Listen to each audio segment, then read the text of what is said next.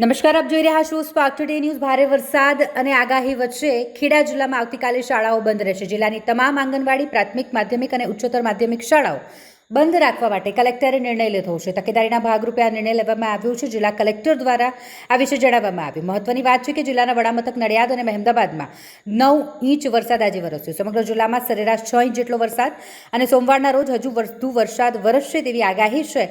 એટલે તકેદારીના ભાગરૂપે જિલ્લાની તમામ શાળાઓમાં રજા જાહેર કરવામાં આવી છે। આપણે સૌ જાણીએ છીએ એમ આજરોજ સવારથી નડિયાદમાં ભારે વરસાદ થયો છે।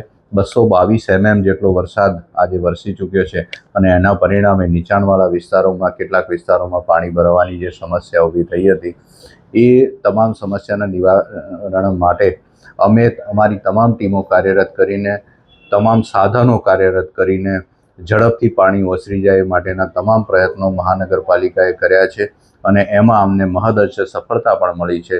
એ કહેતા હું ચોક્કસ આનંદ અનુભવું છું। સાથે સાથે નાગરિકોને એક અપીલ પણ કરવા માગું છું કે હજુ 24 કલાક ભારે વરસાદની આગાહી છે, એટલે બિનજરૂરી બહાર ન નીકળવું, તેમજ રાત્રિના સમયે પણ નીચાણવાળા વિસ્તારોમાંથી ખસી જવા અમે પણ અમારી તમામ ટીમો સાથે અપીલ કરી છે।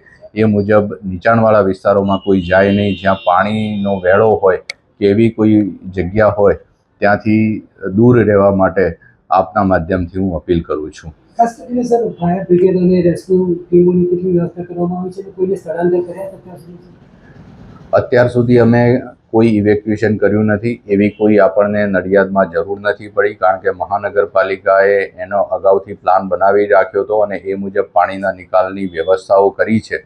તેમ છતાંય જો કરવું પડશે તો એના માટે પણ અમારી તમામ વ્યવસ્થાઓ છે। ઊંચાણવાળા વિસ્તારોમાં સ્કૂલો પણ આઈડેન્ટિફાઈ કરી રાખી છે અને ત્યાં પણ અમે તમામ વ્યવસ્થાઓ કરી છે।